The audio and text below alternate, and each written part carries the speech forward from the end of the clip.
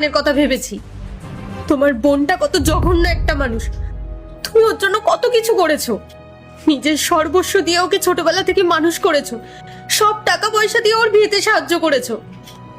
আর আজকে একবেলা খাবার দেওয়া তো দূরের কথা, এক গ্লাস জল পর্যন্ত তোমাকে এগিয়ে দিল না, এমনকি বাড়ির দরজাটাও পর্যন্ত তোমাকে দিয়ে বন্ধ করান। আমাদের নিজেদের সামর্থ্যের বাইরে গিয়ে আমরা ওদের জন্য উপহার নিয়ে এলাম। আর বড়দাকে দেখো, বড়দা তো খালি হাতে এলো, বৌদিকেও সাথে করে নিয়ে আসেনি। কিন্তু তোমার বোন তোমার বড়দার পেছনেই ঘুরে বেড়াচ্ছে। দাদা কি খাবে, দাদা কেমন আছে, সবকিছু তোমার দাদাকে জিজ্ঞাসা করা হলো। আর আমরা যখন একটু জলের কথা বললাম, আমাদের কি বললো, যাও তোমরা তো বসে আছো, তোমরাই গিয়ে নিয়ে আসো। ইন্দ্র, তোমার কি একটু আত্মসম্মান নেই? আমি সব দেখছি, সব বুঝতে পারছি। বড়দা যখন বললো অর্জুনকে ডাকার কথা, ও কিন্তু একবারেই ডেকে নিল, অথচ তুমি যখন বললে তখন তোমাকে কতগুলো কথা শোনালো। তোমার এই বোন তোমাকে একদম সম্মান দেয় না।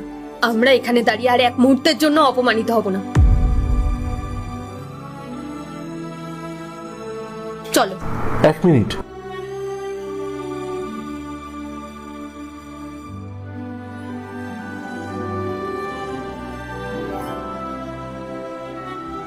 এই নাও ধরো। দাদা, এসবের কি দরকার ছিল? কোনো ব্যাপার না, আমি নিজের যোগ্যতার থেকে অনেকটা বেশিই দিয়েছি।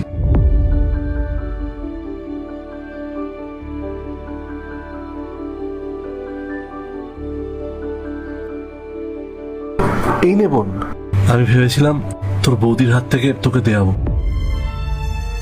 যা, কোনো ব্যাপার না, এই নে ধর। অর্জুন, তোমার সাথে দেখা করে অনেক ভালো লাগলো। আমাদের পুরো পরিবারে একমাত্র তুমি ভালো মানুষ হয়েছো, যে আমাদের পরিস্থিতিটাকে বোঝে। তুমি দয়া করে পাল্টে যেও না। আমরা এখন আসছি।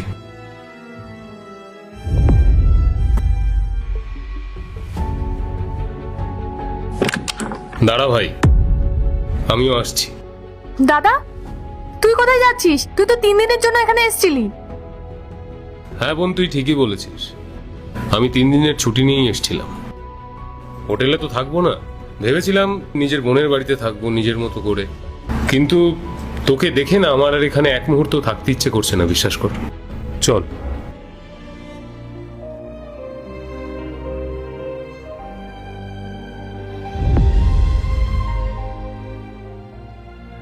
চল।